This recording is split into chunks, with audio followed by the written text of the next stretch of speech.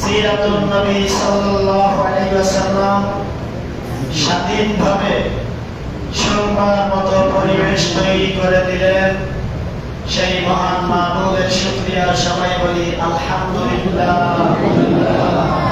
দুরূদ ও সালাম মানবতার মহান রাসূল সাইয়্যিদুল মুরসালিন রাহমাতাল লিল আলামিন, যার সুপারিশ ছাড়া সাধারণ মানুষ তো দূরে থাকে, অনেক নবীরাও পর্যন্ত জান্নাতে যাওয়ার সৌভাগ্য লাভ করতে পারবে না।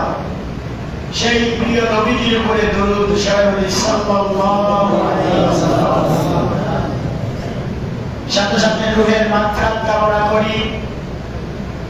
আমাদের পূর্বপুরুষ যারা আল্লাহর ডাকে সাড়া দিয়ে চলে গেছেন, আজকেও মাগরিবের আগে আমার এক ক্লাসমেট মাওলানা রায়হানুদ্দিন ইন্তেকাল করেছেন। এমনিভাবে যারাই চলে গেছে আল্লাহ সকলকে জান্নাতের মেহমান বানিয়ে দিন, সবাই বলি আমিন। সাথে সাথে আজকের এই আলোচনার শুনবার মতো পরিবেশ তৈরি করার জন্য আমাদের কলিজার টুকরা সন্তানেরা, ছাত্র জনতা যারা জীবন দিয়েছে, রক্ত দিয়েছে, চোখ হারিয়েছে, পা হারিয়েছে, হাত হারিয়েছে, রাসূলের এই সিরাতকে মানতে যে মানাতে যে এর দাওয়াত দিতে যে, আল্লাহ সুবহানাহু ওয়া তাআলা তাদের শাহাদাতকে কবুল করুন, সবাই বলে আমিন। যারা আহত হয়েছে আল্লাহ তাআলা তাদেরকে সুস্থ করে দিন, সবাই বলে আমিন। প্রিয় উপস্থিতি, আজকে মাহফিলটা যেহেতু সিরাতুন নবী সাল্লাল্লাহু আলাইহি ওয়াসাল্লাম, তবে এই সিরাতের উপরেই আপনারা যতক্ষণ ধৈর্য ধরে বলবেন ঠিক ততক্ষণই আলোচনা করব। প্রিয় ভাইরা আমার, সিরাত শব্দটি আরবি, যার বাংলা অর্থ হলো জীবন চরিত। কার জীবন চরিত, কার জীবনপঞ্জি, কার আদর্শ?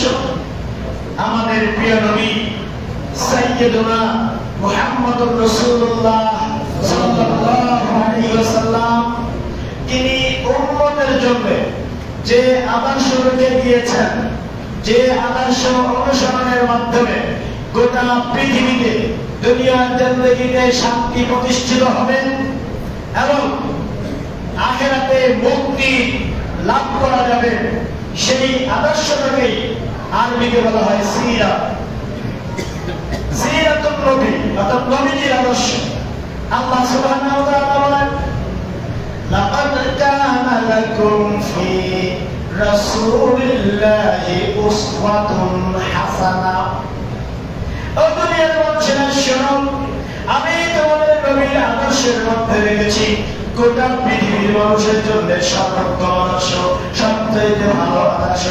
ওই মানুষ প্রচিত আদর্শ রয়েছে Lenin, Karl Marx, Hegel, Darwin, এমনি ভাবে যারা আদর্শ দিয়েছেন, এদের আদর্শ কোনো আদর্শ নয়। এটা মানবতার মুক্তির জন্য কোনো আদর্শ হতে পারে না। এটা আঞ্চলিকতার ক্ষেত্রে সাময়িক কিছু সময়ের জন্য আদর্শ হলো, গোটা পৃথিবীর শান্তি প্রতিষ্ঠার জন্য, মানবতার মুক্তির জন্য, মানবতার কল্যাণ সাধনের জন্য, বৈষম্য দূর করার জন্য এটা কোনো আদর্শ নয়। বৈষম্য দূরীকরণের জন্য একমাত্র আদর্শ হলো জনাবে মুহাম্মদুর রাসূলুল্লাহ সাল্লাল্লাহু আলাইহি ওয়াসাল্লামের আদর্শ। প্রিয় ভাইরা আমার, কিছুদিন আগে আমাদের দেশে যে আন্দোলন হলো, বৈষম্য বিরোধী ছাত্র আন্দোলন, তাই না? প্রিয় ভাইরা, এই বৈষম্য বিরোধী ছাত্র আন্দোলন হলো প্রকৃত অর্থে ওই বৈষম্যের বিরুদ্ধে আজীবন লড়াই করে আদর্শ দিয়েছেন। তিনি কে বলুন? তিনি কে? তিনি কে?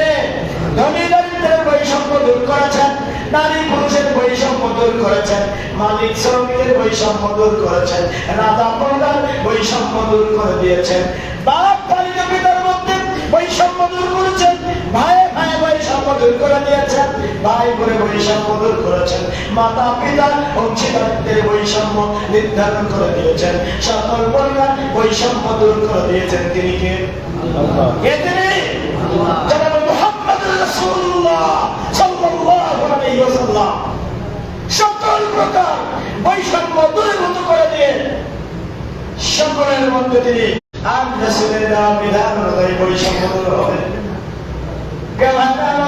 রাসূলের সিরাত আমাদের সকল ক্ষেত্রে আদর্শ। আমরা যদি বাবার আদর্শ নিতে চাই, কার আদর্শ গ্রহণ করব? তাহলে হাদিসের দিকে তাকিয়ে দেখো, রাসূলুল্লাহর পালিত পুত্র হযরত যায়েদ রাদিয়াল্লাহু তাআলা আনহু, এই রাসূলের পালিত পুত্র ছিলেন না? তিনি কেমন বাবা ছিলেন? বাবা হিসেবে তার আদর্শ কেমন ছিল? হযরত যায়েদ রাদিয়াল্লাহু তাআলা আনহু তার পিতা এবং পরিবারের লোকজন এসেছে যায়েদকে নিয়ে যাওয়ার জন্য। আল্লাহর নবী বললেন, হে যায়েদ, তোমার পরিবারের সদস্যরা এসেছে, তোমার বাবা চাচারা এসেছে, তুমি তোমার পিতা মাতার সাথে পরিবারের সাথে তুমি দেশে চলে যাও। রাসূলুল্লাহ বললেন তাকে যাওয়ার জন্য, পারমিশন দিলেন, অনুমতি দিলেন। কিন্তু হযরত যায়েদ রাসূলের পালিত পুত্র, তিনি কি করলেন? রাসূলের পায়ে পড়ে গেলেন, ইয়া রাসূলুল্লাহ, ইয়া হাবিবাল্লাহ, আমি জানি যে আপনি আমার পিতা, আমার জ্ঞান হওয়ার পরে আমার পিতা মাতাকে আমি দেখি নাই, সুতরাং আপনার কাছ থেকে আমি দূরে যাব না। কেমন পিতা, আদর্শ কেমন হলে, ব্যবহার কেমন হলে পালিত পুত্র তার কাছে থেকে যাওয়ার জন্য আবদার করে? রাসূলের আদর্শ কেমন ছিল? জীবনের প্রত্যেকটা ক্ষেত্রে রাসূলের আদর্শ। প্রিয় ভাইরা, আমরা রাসূলের সিরাতের আলোচনা, রাসূলের আগমন, প্রস্থান, জন্ম, মৃত্যু, এই আলোচনাগুলো আমরা শুনি। এজন্য আমি ওই দিকে না যে রাসূলের সিরাতের কিছু কথা আপনাদের সামনে পেশ করতে চাই। ভাই হিসেবে যদি আদর্শ নিতে হয়, কার কাছ থেকে নেব? সর্বোত্তম ভাই, আদর্শ ভাই কে বলো? কে একটু উত্তর দেন? জনাবে মুহাম্মদুর রাসূলুল্লাহ সাল্লাল্লাহু আলাইহি ওয়াসাল্লাম। কেমন আদর্শ? তখন তিনি ভালো বুঝতেও শেখেন নাই। দুধ পাতা হালিমাতুর সাদিয়া রাদিয়াল্লাহু তাআলা আনহা দুধ পান করে উনি যখন বড় হচ্ছিলেন, লালিত পালিত হচ্ছিলেন, ওই সময়কার কাহিনী, ওই সময়কার ঘটনা বুখারী শরীফ বাবুল রাবা অধ্যায় হাদিসটা এসেছে। আম্মা জান হযরত হালিমাতুস সাদিয়া রাদিয়াল্লাহু তাআলা আনহা বর্ণনা করেন, আমি শিশু নবী মুহাম্মদ রাসূলুল্লাহর কাছে জিজ্ঞাসা করলাম যে আম্মা জান, তুমি আমার দুই স্তনের দুধ কেন পান করো না? এই হাদিসের কাহিনীটা শুনেছেন না? শুধু কাহিনী না, শিক্ষাটা কি? তিনি ভাই হিসাবে আদর্শ রেখেছেন। আম্মা জান হালিমাতুস সাদিয়া বলেন, আমি শিশু নবী মুহাম্মদ রাসূলুল্লাহ সাল্লাল্লাহু আলাইহি ওয়াসাল্লামের কাছে জানতে চাইলাম, তুমি আমার উভয় স্তনের দুধ কেন পান করো না? নবীজিকে আল্লাহ তাআলা জবান খুলে দিলেন। আমার নবী উত্তরে বলেন, আম্মা জান, আমি জানি আপনার আমার অনেক সন্তান আছে, আমার দুধ ভাই আছে, দুধ বোনেরা আছে। আমি যদি দুই স্তরের দুধ পান করে যদি সাবান করে দেই, আমার এই দুধ ভাই বোন কাল কিয়ামতের ময়দানে আল্লাহর কাছে যদি অভিযোগ বলে যে, হে আল্লাহ, তুমি বিশ্ব নবীকে ওয়া আরসালনাকা ইল্লা রাহমাতাল লিল আলামিন, সারা বিশ্ববাসীর জন্য রহমত করে পাঠিয়েছিলেন, কিন্তু এই মুহাম্মদ বিন আব্দুল্লাহ আমার মায়ের সমস্ত দুধকে শেষ করে দিয়েছিল। আমরা বিবাহে কষ্ট পেয়েছিলাম, ক্ষুধার্ত ছিলাম। সেদিন কিয়ামতের ময়দানে আমি আল্লাহর কাছে কি জবাব দিব? তাহলে ভাই হিসাবে আদর্শ দুধ ভাই, দুধ ভাই বোনদের সাথে রাসূলের আদর্শ কি ভালো গেল? যে সময় স্বাভাবিক জ্ঞান হওয়ার কথা নয়, ভালো মন্দ বুঝবার কথাও নয়, ওই সময় নবীজি হালিমাতুস সাদিয়ার একটা স্তন পান করেছেন, আর একটা স্তনের দুধ পান করেন নাই। আমরা কয়জন ভাই আছি এরকম? ভাইয়ের অধিকার নেই, বোনের অধিকারটা আদায় করি। কতজন ভাই আছি?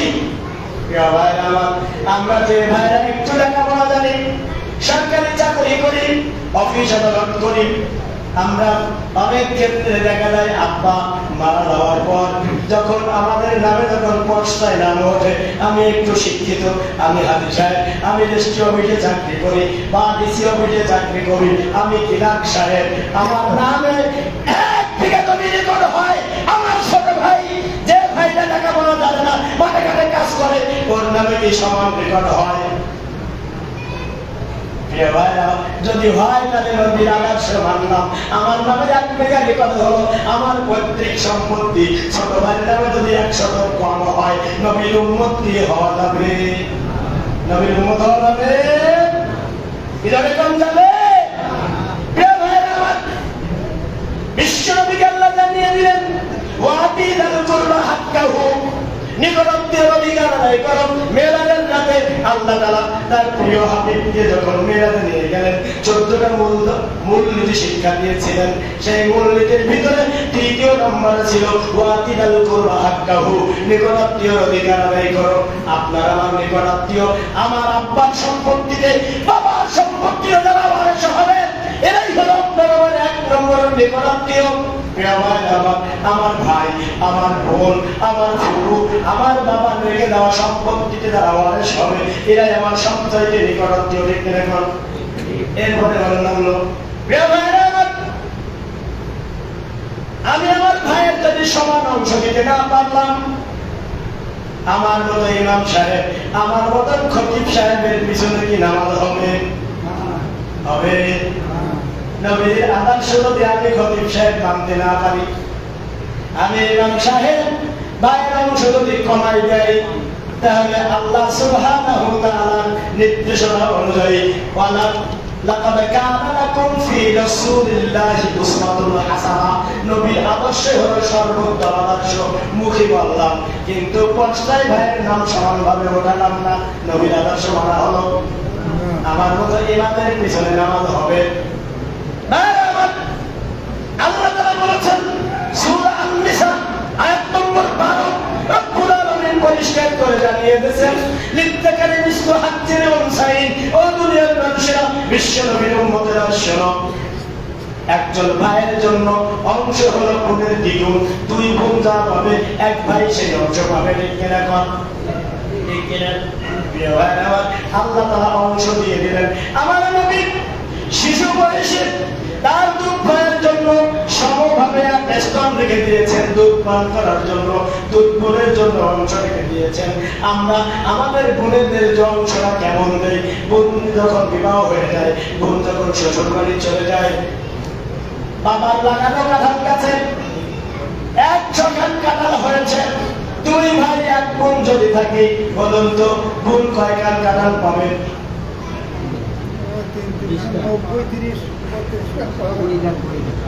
2 ভাই 1 বোন, বোন কয় খান কাঁঠাল পাবে? 5 ভাগের 1 ভাগ, 20 খান। আল্লাহ আদেশ দিয়েছেন সূরা নিসা আয়াত নম্বর 12, আল্লাহ বলে দিয়েছেন ভাই যদি 40 খান পায়, বোন পাবে 20 খান। আমরা যারা ভাইরা আছি হাত তুলে বাচ্চাদের বলুন তো বোনের বাড়িতে 20 খান কাঁঠাল পাঠাইছেন কয়জন ভাই? কেউ পাঠাচ্ছে। লাকাদ কানা লাকুম ফি রাসূলিল্লাহি উসওয়াতুন হাসানাহ।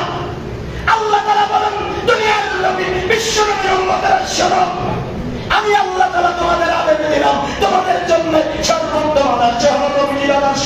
ভাই হিসাবে নবী তার বোনের অংশ পূরণ করে দিয়েছেন। আর তোমরা যারা আমার উম্মত বলে দাবি করো, বোনের পাওনা ছিল 20 খান কাঁঠাল। আমরা কি করি? বছর শেষে 1 খান কাঁঠাল নিয়ে সাইকেলের ক্যারিয়ারে বেঁধে দিয়ে আর 5 ঘন্টা আম বা 5 কেজি আম গাড়াই দিয়ে বলি যা ফুফুর বাড়ি দিয়ে। বলুন তো আমার বোনের পাওনা হলো 20 খান, আমি পাঠালাম 1 খান। আমার মতো ইমামের পিছনে আপনাদের নামাজ হবে? নামাজ পড়বে? হবে নামাজ? কথাই বলি লাকাদ কানা লাকুম ফি রাসূলিল্লাহি উসওয়াতুন হাসানাহ। নবীর আদর্শে সর্বোত্তম আদর্শ। বোনের কাঁঠাল পাওনা ছিল 20 খান, দিলাম 1 খান। নবীর আদর্শ মানা হলো, নবীর উম্মত হওয়া গেল। নবীর সুপারিশ পাবো? পাবো নবীর সুপারিশ? পাবো? পাবো না? হবে? আমরা যদি কেউ ওই রুগী থাকি, আমি কিন্তু উদাহরণ দিলাম, কেউ কিছু মনে নেবেন না। আল্লাহ অধিকার দিলেন বোনের জন্য, অধিকার আদায় করো। আর আমি আমার বোনের অধিকার ভক্ষণ করলাম, বোনের অধিকার দিলাম না। 19 খান কাঁঠাল নিয়ে সাতক্ষীরা টাউনে বিক্রি করে আসলাম। বোনের পাওনা ছিল 20 খান, 19 খান বিক্রি করে আমি আত্মসাৎ করলাম। আসছে কিনা সমাজে? আসছে কিনা? আমি আবার বড় খতিব সাহেব, বড় পীর সাহেব, বড় ইমাম সাহেব, বড় নেতা, বড় মন্ত্রী, এমপি, প্রেসিডেন্টের ভিতরে এরকম পাওয়া যায় নাই কিনা? আমাদের দেশের কোন কোন পীর সাহেবদের মধ্যেও যারা নিজেদেরকে হাক্কানি পীর বলে দাবি করে, তাদের মধ্যে এরকম পাওয়া যায়। যায় কিনা? ঠিক না ঠিক? প্রিয় ভাইরা আমার, আমি মুরব্বীর সাহেব পল্টনে কলা বাড়ুই এমন চিল্লাচিল্লি করে দিয়ে একদিনে গান করে ফেললাম। আমার সৎ বোন, আমার সৎ মা, আমার সৎ ভাই বাংলাদেশের আদালতে পৈতৃক সম্পত্তি পাওয়ার অধিকারের দাবিতে যদি মামলা করে, আমার ওই পীর মুরিদি আমাকে কি জান্নাতে নিতে পারবে? কি পারবে? রাসূলের সিরাত মানা হলো না, রাসূলের সিরাত মানা হলো। আমার বৈমাত্রেয় ভাই বোন তারা যদি বাংলাদেশের আদালতে মামলা করে, তাহলে আমার মতো পীর মুরিদ তৈরি করে সেই মুরিদ আমাকে কি জান্নাতে নিতে পারবে? যেরকম পারবে? আল্লাহ তাআলা নীতিমালা বর্ণনা করলেন, গুণের অধিকার আদায় করো, ভাইয়ের অধিকার আদায় করো, ওয়াতিদাল কুরবা হাক্কাহু। বিশ্বনবী ওই শিশু বয়সে তার ভাই বোনের অধিকার দিতে ভুলেন নাই। আবার অনেক সময় আমাদের ভিতরে এমন রুগীও পাওয়া যায়, বউকে বোন সাজায়া ইসলাম করে রেজিস্ট্রি অফিসে নিয়া বোনের জমিগুলো সব রেজিস্ট্রি করে নিলাম। আমার এদিক মক্কায় যে কাবায় রে বলতেছি, রব্বাল কাবা, আমার বাবার গুনাহ মাফ করো, আমার গুনাহ মাফ করো, বাংলাদেশে দিন কায়েম করে দাও। আল্লাহ দোয়া কবুল করবে না? দোয়া কবুল করবে না? ভাগ্নিরা কাট করার সামনে দেরি করে, মামু তোমারও হজ কি বাকিল করা ভাড়া দিয়েছে। আদিত্য বাবুর অফিসার টালা সেটেলমেন্টের ঘটনা, মামু তোমারও হজ কি বাকিল করা ভাড়া দিয়েছে। আর আমার মতন খতিবরা, ইমাম সাহেবরা যদি বর্ণনা করেন, কই আসছিলাম সিরাতুন নবী শুনবার জন্য, আর এই হুজুরিটা কিসকিরা আমি বুনের নবী মসজিদ দিয়ে রেস্ট করে দিয়েছিলাম, হুজুর বৈজ্ঞানিক মসজিদে। দুনিয়ার কথা মসজিদই করে কেন? দুনিয়ার কথা মসজিদই করে কেন? দাওয়াত দেশ কিনা? আমার মনে করি দাওয়াত দেশ কিনা? দেখা যাবে আমার জন্মের আগে উনি এ কাম করেছে, তো আমি জানি না। উদাহরণ দিলি বিডিএস মসজিদের বাইরে চলে গেছে, যে আইছিলাম একটু সিরাতুন নবী শুনবো, নবী কেমনে আইছে কেমনে গেছে, আর সুন্দর সুন্দর বয়ান শুনবার পরে হয়তো 5 কান জিলাপি না হলে একটু খিচুড়ি খেয়ে হানা করবো। আর এসে কেন আমারও কথা করি? দুনিয়ার কোথা মসজিদে ক হারাম। এই আঞ্চলিক ভাড়া একেবারে ফেললাম, কিছু দেয়া তুমি বলে নিয়েন না, ঘটে কিনা? ঘটে কিনা? দুনিয়ার কথা হয়ে গেছে, দুনিয়ার কথা মসজিদে কইও কেন? ওর পিছনে নামাজ পড়বো না, 19 বছর পরে মরার পরে আগে আমার পড়িস। প্রিয় ভাইয়েরা আমার, আমি বলতে চাচ্ছিলাম, বিশ্বনবী তিনি আদর্শ দিয়েছেন ভাইয়ের জন্য আদর্শ, বোনের জন্য আদর্শ, কুকুর জন্য আদর্শ। ওয়াতিদাল কুরবা হাক্কাহু, নিকটাত্মীয়ের অধিকার আদায় করো। এই আদর্শ যদি আমরা পূরণ করতে পারি, তবেই আমরা বিশ্বনবীর সুপারিশ পাবো। আর আমি আমার ভাই বোনদের অংশ থেকে যদি বঞ্চিত করি, আমার আল্লাহ সুবহানাহু ওয়া তাআলা বলেছেন সূরা আন-নিসা আয়াত নম্বর 10, ইন্নাল্লাযীনা ইয়াকুলুনা আমওয়ালাহুম ইন্নাল্লাযীনা ইয়াকুলুনা আমওয়ালাল ইয়াতামা যুলমান উলাইকা ইয়াকুলুনা ফি বুতুনিহিম নারা। রব্বুল আলামিন বলেন, দুনিয়ার মানুষরা শোনো, তোমরা যদি তোমাদের শরীরদেরকে, এতিম ভাই ভাইদেরকে বঞ্চিত করেন, ইন্নাল্লাযীনা ইয়াকুলুনা, যদি কেউ ভক্ষণ করেন, আত্মসাৎ করেন, এতিম ভাই ভাইদের সম্পদ ভক্ষণ যদি করে, শরীরের অংশ যদি পুরোপুরি আদায় না করে, নিজে যদি ভক্ষণ করে, উলাইকা ইয়াকুলুনা ফি বুতুনিহিম নারা, ওরা ওদের পেটের ভিতরে 500 টাকার খাসির গরু ঢোকালো না, 800 টাকার গরুর গোশ নয়, ওটা 1600 টাকা পাতলা চিংড়ি নয়। আমার আল্লাহ বলেন, উলাইকা ইয়াকুলুনা ফি বুতুনিহিম নারা, ওরা ওদের পেটের ভিতরে জাহান্নামের আগুন ঢোকালো। কি ঢোকালো? আমরা জাহান্নামের আগুন খেতে রাজি আছি? আছি? খাচ্ছি তো বেটা, নিয়মিত খাচ্ছি না? আবার নবীর উম্মতের দাবি করি জান্নাতে কি যাওয়া যাবে? যাওয়া যাবে? কি হবে সে কোরআনের আয়াত তো নাকি? সুতরাং আমি আহ্বান জানাবো, আসুন যারা বিশ্ব নবীর কাছ থেকে ভাই হিসেবে আদর্শ গ্রহণ করে নিকটাত্মীয় সকল অধিকার আমাদের পুরোপুরি বাস্তবায়ন করা লাগবে কি লাগবে না? প্রিয় ভাই আমার, প্রাণীদের সাথে কি ব্যবহার করতে হবে আদর্শ কার কাছ থেকে নেব? কার কাছ থেকে নেব? প্রাণীদের সাথে কেমন ব্যবহার হবে? আরফিকু বিল হায়াম। আল্লাহর নবী বলেছেন, মাল্লাম ইয়ারহাম, যে দয়া করে না প্রাণীদের প্রতি, যারা দয়া করে না, আল্লাহ সুবহানাহু ওয়া তাআলার প্রিয় রাসূল বলেছেন সে আমার উম্মতি নয়। জমিনের প্রাণীদের প্রতি যে দয়া করে না, আল্লাহ তার প্রতি দয়া দেখান না।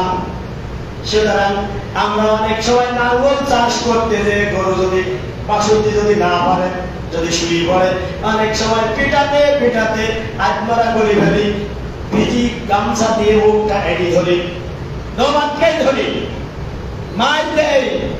আবার অনেক সময় আমার হাফিজ সাহেব ঘটনা জানেন, ভূতা তাদের একা একা কবি করতেছে, নাঙ্গল চাষ দিলে কাঁদতেছে না, ভূতা দাদি একা একা কবি করতেছে, তুই তো খেয়েই গেল। নবীর আদর্শ কেটা ছিল? ওই প্রাণীদের প্রতি দয়া দেখানো। আল্লাহর নবী বলেছেন প্রাণীদের প্রতি যে দয়া করে না, আকাশে যিনি আছেন তিনিও তার প্রতি দয়া করেন না।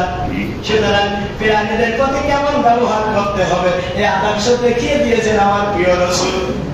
চতুষ্পদ জানোয়ার, ওকে খাওয়া কম করা যাবে না, ওর পানিও কম দেওয়া যাবে না, ওর জন্য প্রয়োজনীয় যে পানি গাড়া দিয়ে যখন গাড়ি টানাবে, ঘোড়া দিয়ে যখন টানানো হবে, যাত্রীবাহী উট দিয়ে যখন বোঝা টানানো হবে, ওর প্রতিনিয়ত খাবার ওকে দেওয়ার জন্য আল্লাহ তাআলা তার রাসূলের মাধ্যমে আদেশ দিয়েছেন না? এক্ষেত্রে আমরা যদি রাসূলের আদর্শ মানতে না পারি, তাহলে আল্লাহর রহমত কি আমরা পাবো? কি পাবো? এক্ষেত্রে একটা ঐতিহাসিক হাদিসের কাহিনী আপনাদের জানা আছে। বিশ্বনবী ভ্রমণে গিয়েছিলেন, একটা হরিণের কাহিনী, যদিও মতভেদ আছে, আমি মতভেদের দিকে যেতে চাই না। নবীজি প্রাণীর প্রতি যে দয়া দেখিয়েছিলেন, ওই দয়া দেখানোটাই হলো আপনার আমার জন্য আদর্শ। একটা প্রাণীর সাথে নবীজি কেমন আদর্শ দেখিয়েছেন। প্রিয় ভাই আমার, এমনি ভাবে আমরা যে জায়গায় যাই না কারো প্রতিটা কাজের ক্ষেত্রে বিশ্বনবী আদর্শ দেখিয়েছেন কিনা? সমাজ গড়ার কাজে তিনি যখন 12 বছর বয়সে উপনীত হয়েছিলেন, হিলফুল ফুল গঠন করে তদানীন্তন মক্কা জমিনে শান্তি প্রতিষ্ঠার জন্য যুব সংঘ কায়েম করেছিলেন কিনা? এর মাধ্যমে নবীজি সমাজ সেবামূলক কাজ করার জন্য তিনি আদর্শ দেখিয়েছেন না? আজকে আমাদের আদর্শ সেটাই হওয়া উচিত। এমনি ভাবে বিশ্বনবী জীবনের সকল ক্ষেত্রে আদর্শ, আপনার আমার সকলের জন্য আদর্শ। উনি যখন রাষ্ট্রনায়ক ছিলেন, রাষ্ট্রনায়ক হিসেবে আমরা লেনিন, কার্ল মার্কস, ওই আব্রাহাম লিঙ্কনের আদর্শ গ্রহণ করব, আমেরিকার আদর্শ নেব, চীনের মানুষের দিকে আদর্শ নেব, কিন্তু বিশ্বনবীর আদর্শ আমরা মানতে চাই না। ঠিক কিনা? ঠিক কিনা? প্রিয় ভাই আমার, নবীজি যখন রাষ্ট্রনায়ক ছিলেন, রাষ্ট্রনায়ক হিসেবে নবীজির আদর্শ কি ছিল? প্রিয় ভাইরা, বিশ্বনবী যখন রাষ্ট্রনায়ক, মদিনার প্রেসিডেন্ট যখন ছিলেন, প্রিয় ভাইরা আমার, রাষ্ট্রনায়ক হিসেবে নবীজির আদর্শ। আল্লাহর হাবিব যখন রাষ্ট্রনায়ক ছিলেন, 16টা মন্ত্রণালয় তার মসজিদে নববীতে বসে তিনি মন্ত্রণালয় চালিয়েছেন।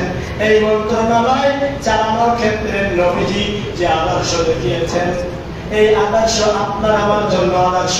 আমাদের রাষ্ট্রপতির জন্য, যারা রাষ্ট্রনায়ক, রাষ্ট্রের পরিচালক, যারা চেয়ারম্যান, মেম্বার, মন্ত্রী, এমপি যারা হবে, তাদের জন্য সেই আদর্শ দেখে রাখুন।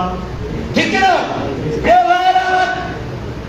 আমরা দেখেছি আমাদের দেশের মন্ত্রী, এমপি যারা ক্ষমতার দাপটে হাজার হাজার কোটি টাকা এদেশ থেকে পাচার করে 95 লাখ কোটি টাকা শুধু ইসলামী ব্যাংক থেকে পাচার করা হয়েছে। মাত্র 3 জন লোকের, মাত্র 3 জন লোক, নাম আপনারা জানেন, নাম বললাম না। 95 লাখ কোটি টাকা শুধু এক ব্যাংক থেকে উধাও করেছেন। কানাডায় বেগমপাড়া বানিয়েছে, অস্ট্রেলিয়ায় বানিয়েছে, সিঙ্গাপুরে বানিয়েছে, লন্ডনে বানিয়েছে। বলুন তো, কিয়ামত পর্যন্ত পৃথিবীর বড় বড় বড় গোয়েন্দা সংস্থাগুলি যদি তালাশ করে,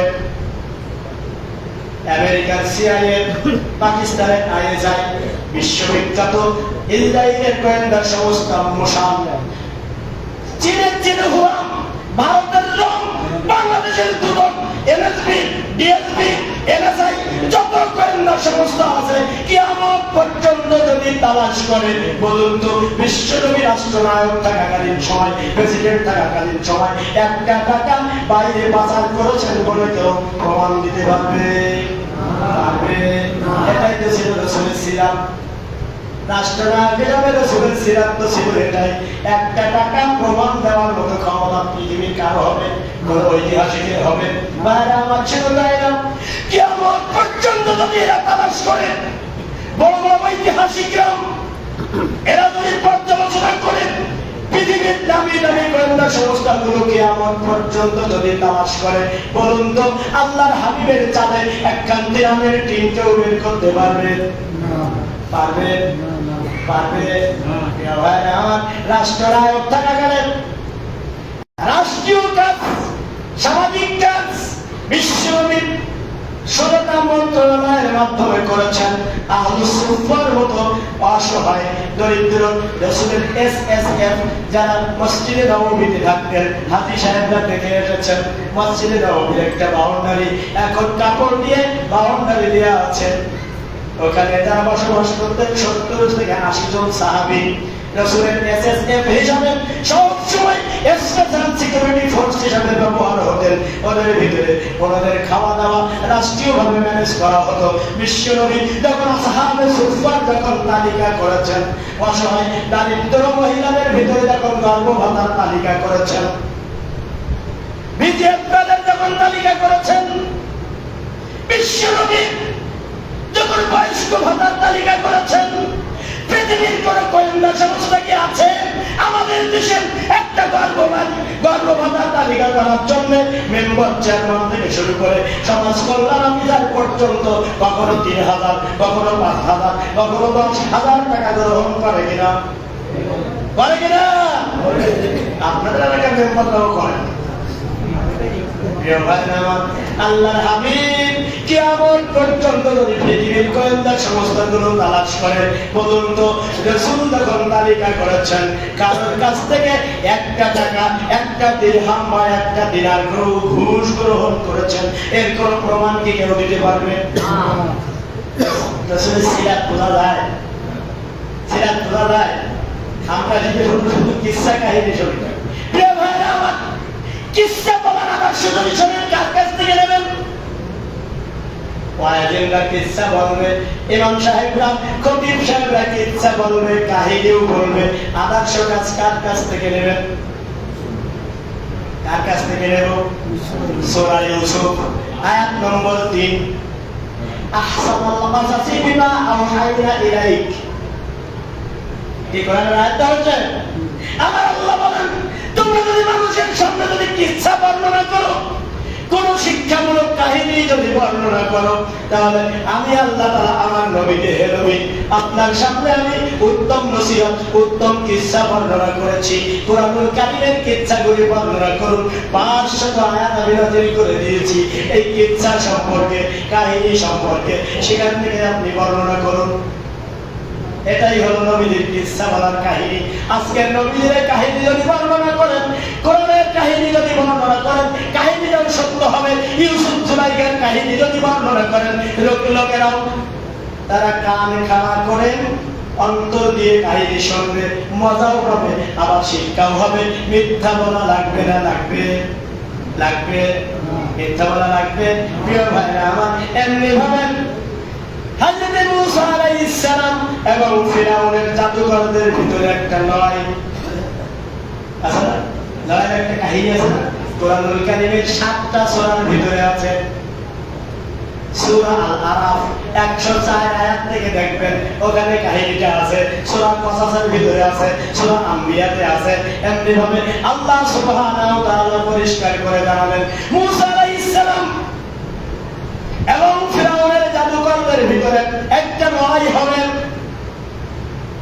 সেদিনকে ফিরাউন তার মন্ত্রী পরিষদে ঘোষণা দিয়ে দিল, ফিরাউনের রাজ পরিষদের সভাসদরা সেদিন ঘোষণা দিল, অমুক দিন অমুক শহরে ফিরাউনের জাদুকর এবং মূসা আলাইহিস সালামের মুজিজার ভিতরে লড়াই হবে। বলেছিলেন না, ওয়ানসিল আলাইহিম ফিল মাদাইন, মদিনাতে পাঠিয়ে দাও, ঘোষক পাঠাও, ধনী পাঠাও, প্রচারক পাঠিয়ে দাও, অমুক দিন অমুক সময় অমুক মাঠে মূসা আলাইহিস সালামের মুজিজা এবং ফিরাউনের এই জাদুকরদের সাথে লড়াই হবে। এরকম প্রচার যদি দেওয়া হয়, ওই মাঠে কি জায়গা ধরবে? ওই মাঠে জায়গা ধরবে যে ফিরাউনের জাদুকর আর মূসা আলাইহিস সালামের মুজিজার ভিতরে লড়াই হবে। ওদের ভাষায় মূসা আলাইহিস সালামও জাদুকর। এরকম প্রচার যদি হয়, আমাদের সাতক্ষীরাতে এমন কোন মাঠ আছে যে মাঠে জায়গা ধরবে? ঘোষণা দেওয়া হলো, অমুক দিন অমুক সময় অমুক মাঠে এটা কার্যকরী করা হবে, এই লড়াইটা হবে। এই ঘোষণা দেওয়ার পরে লাখো লাখো মানুষ জড়ো হয়ে গেছে, স্টেজ তৈরি করা হলো, মূসা আলাইহিস সালাম হাজির। সেখানে আগমন করলো ফিরাউনের জাদুকররা। ফিরাউনের জাদুকররা আসলো, আসার পরে ওই জাদুকররা ফিরাউনের কাছে বলছে, বাদশা, আমরা যদি মূসা আলাইহিস সালামকে যদি পরাজিত করতে পারি, আমরা যদি তাকে হত্যা করতে পারি আমাদের জাদু দিয়ে, আমাদের জাদুর এই অজগর দিয়ে যদি মূসা আলাইহিস সালামকে হত্যা করতে পারি, তাহলে আমাদেরকে কি পুরস্কার দিবা? ওয়া ইন্না লানা লা'আজরান, কি পুরস্কার দিবা? ফিরাউনের কাছে দাবি করলো জাদুকররা যে কি পুরস্কার দিবা? তাহলে আমার ফিরাউন সেদিন ডাইরেক্ট উত্তরে বলেছিল, আল্লাহর কোরআন বলেছে, বলেছিল, ওয়া ইন্নাকুম লামিনাল মুকাররাবিন। অবশ্যই কোরআনের আয়াত তো, ওয়া ইন্নাকুম লামিনাল মুকাররাবিন। সেদিন ফিরাউন বলেছিল, হে আমার জাদুকরেরা, শোনো, তোমরা যদি মূসা আলাইহিস সালামকে যদি হত্যা করতে পারো, তোমাদের জাদু দিয়ে যদি পরাজিত করতে পারো, ওয়া ইন্নাকুম, তাহলে অবশ্যই তোমাদেরকে লামিনাল, আগে নামে তাকিদ, লামিনাল মুকাররাবিন, অবশ্যই অবশ্যই আমি তোমাকে আমার নিকটবর্তীদের ভিতরে আমার এই পাশের চেয়ারে বসাবো। প্রেসিডেন্টের পাশের চেয়ারে কারা বসে? তারা বসে। ওয়া ইন্নাকুম লামিনাল মুকাররাবিন, অর্থাৎ হে আমার জাদুকররা, শোনো, তোমরা যদি আল্লামা সাঈদীর ফাঁকি কার্যকরী করতে পারো, তোমরা যদি নিজামীর ফাঁকি কার্যকরী করতে পারো, তোমরা রায় দিয়ে যদি তাকে হত্যা করতে পারো, ওয়া ইন্নাকুম লামিনাল মুকাররাবিন, তাহলে বুলায় আকাশের মনোনয়ন দিয়ে তোমাকে এমপি বানাবো। ওয়া ইন্নাকুম লামিনাল মুকাররাবিন, অর্থাৎ আমি ফিরাউনের মন্ত্রী পরিষদের সদস্য বানাবো। কে বলেছে? এটা কি নতুন কথা? একই নতুন কথা। সুতরাং আল্লামা সাঈদীর ফাঁসি কার্যকরী করার কারণে, ফাঁসির রায় দেওয়ার কারণে বিচারপতি শামসুদ্দিন চৌধুরী মানিক সংসদের আসন চাইছিল না, গোলাম আলী টিপু বোলায়াকের মনোনয়ন চাইছিল, প্রসিকিউটর ছিলেন গাইবুল্লাহ চাইছিল কিনা? তুমি না ফিরোজ, আপনাদের নাম দিয়ে বলবো,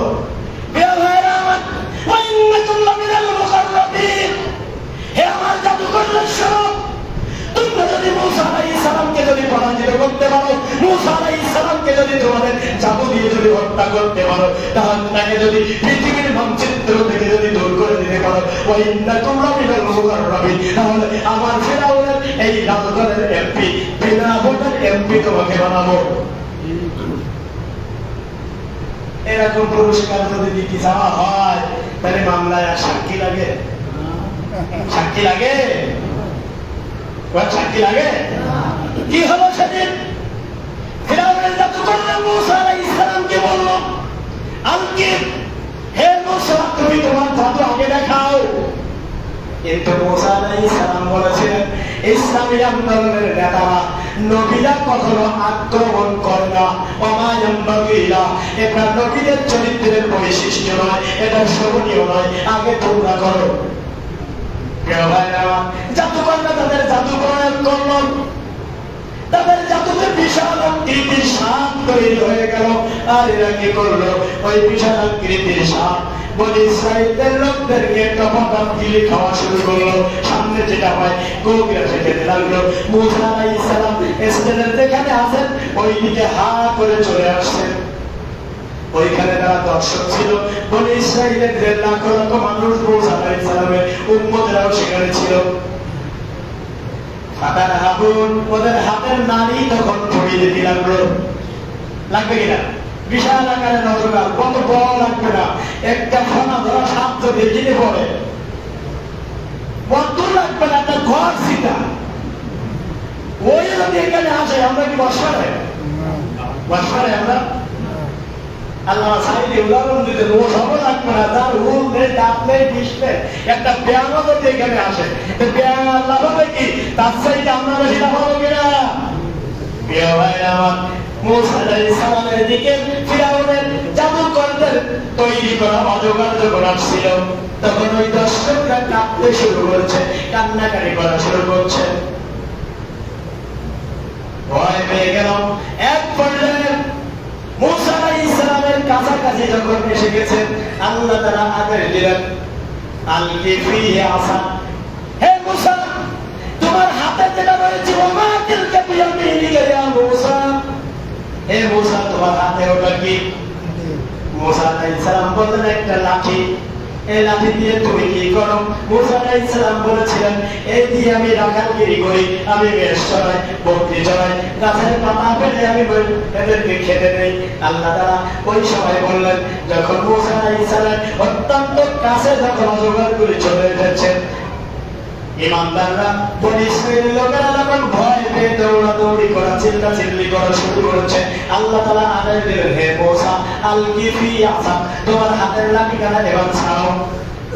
ছাড়ার সাথে সাথে বাইদাউল লিন্নাজিরিন চমৎকার আকারের একটা বিশাল আকারের অজগরে পরিণত হলো। কোরআন বলেছে যে অজগরের আগে পৃথিবীতে কোনো মানুষ তাকে দেখে নাই, এমন আকৃতির অজগর, এমন সুন্দর চেহারা, বিশাল আকৃতির অজগর। এই অজগরটা ওই জাদুকরের অজগরদেরকে খাওয়া শুরু করলো। সুবহানাল্লাহ, সুবহানাল্লাহি বিহামদিহি। আল্লাহর কোরআন বলেছে মুসা আলাইহিস সালামের মুজিজার লাঠিটা এই অজগর ফিরাউনের জাদুকরদের অজগরগুলি যখন একে একে যখন খাওয়া শুরু করলো, ওই খাওয়া শুরু করে ফিরাউনের রাজ দরবারের দিকে যখন এই সাপটা হা করে যখন চলে যাচ্ছে, ওই সময় বনি ইসরাইলের ইমানদাররা নারায়ে তাকবীর আল্লাহু আকবার বলে দেওয়া শুরু করেছে। সুবহানাল্লাহ। কি বলেন? 5 তারিখে ম্যাডাম যখন পালাই গেল নারায়ে তাকবীর হয়েছিল কিনা কথা বলার চিন্তায় পড়েন তরুণ ছাত্র জনতা সেদিন নারায়ে তাকবীরের স্লোগানে আল্লাহু আকবার ধ্বনির স্লোগানে সেদিন প্রকম্পিত হয়েছিল। এই 5 আগস্ট গণভবন, বঙ্গভবন সহ ঢাকার রাজপথ সেদিন আল্লাহু আকবার ধ্বনিতে 15 বছর পরে প্রকম্পিত হয়েছিল কিনা? এমনি ভাবে মুসা আলাইহিস সালামের মুজিজার অজগরটি যখন ওদের খাওয়া শুরু করেছে, এই সময় ওরা কি করলো? ফানকালাবুস সাগিরিন। কোরআনের আয়াত, আল্লাহর কোরআন বলেন ওই সময় ফানকালাবু ইনকিলাব করলো, অর্থাৎ পিছন থেকে দৌড়ানো শুরু করলো। ফানকালাবুস সাগিরিন, ছোট ছোট নেতারা, গ্রাম committee, unit committee, union committee, উপজেলা কমিটির নেতারা ছিল, এরা উল্টো খোদর পকেট থেকে টুপি মাথায় দিয়ে কয় আমি জামাত ইসলামী। আল্লাহু আকবার। হয়েছে হয়েছে ফানকালাবুস সাগিরিন। আল্লাহ তাআলা বলেন মুসা আলাইহিস সালামের এই মুজিজার কারণে ওই অজগরটা যখন ফিরাউনের রাজপ্রাসাদের দিকে যখন যাচ্ছে, তখন ফিরাউনের দলে যত গ্রাম কমিটি ছিল সাগিরিন, সুপারলেটিভ ডিগ্রি, ছোট থেকে ছোট কমিটি, তার মানে গ্রাম committee, union committee, ward committee, উপজেলা কমিটিতে যারা ছিল এরা উল্টো দল। যেই মাত্র শুনেছেন 2:30 পর্যন্ত বা 3টা পর্যন্ত চায়ের দোকানে বসে যখন টিভি ব্রেকিং নিউজে দেখছে যে ছাত্র জনতা এক দফা দাবিতে গণভবনে পৌঁছে যাচ্ছে, চা একটা হাতে নিয়ে সিগারেট একটা আঙ্গুলের ফাঁকে বাঁধিয়ে বলেন এক দফাদের গোহার মধ্যে ঢোকান দাও। চায়ের দোকানে বসে গরম করে সারা বাংলায় খবর খবর দিয়ে একদম এক খবর দেন বলেছিল কিনা, বলেছে কিনা? আর যাই মাত্র শুনেছে একটু পরেই সেনা প্রধান বক্তব্য দেবেন। চার অর্ধেক শেষ করেছে আওয়ামী লীগ হিসাবে, আর বাকি অর্ধেক যখন শুনেছে শেখ হাসিনা পালাই গেছে, শুনবার সাথে সাথে 1.5 হাত 2 হাত লম্বা একটা করে লাঠি এক কান করে মোটরসাইকেল নিয়ে এর সাঁতারে বাড়ি ওর সাঁতারে বাড়ি, এর মাথায় বাড়ি ওর ঘরে আগুন, এর ঘর পোড়াও ওর ঘর পোড়াও, আঙ্কালা মুসাগির ছোট ছোট পাতি নেতা সাথী নেতা এরা সব উল্টে গেছে। গেছিল কিনা? গেছে কিনা? কোরআনের আয়াতের সাথে মিলে কিনা একটু মিলাই দেখেন। আল্লাহ তাআলা বলেন ফাক্কালা মুসাগির, ওই ছোট ছোট নেতারা উল্টো দৌড় করা শুরু করলো। আমি কি ফিরাউনের দলে ছিলাম? ওর দলে তো কি ছিলাম আমার ছেলেটা চাকরি হওয়ার জন্য, আমার মার একটা বয়স্ক ভাতা করার জন্য, আমার মায়ের বিধবা কাজ করার জন্য। আমি একটু 10 কেজি চাই 10 টাকা কেজি ধরে চালের কাঠ পাবো তাই ওর দলে গেলাম।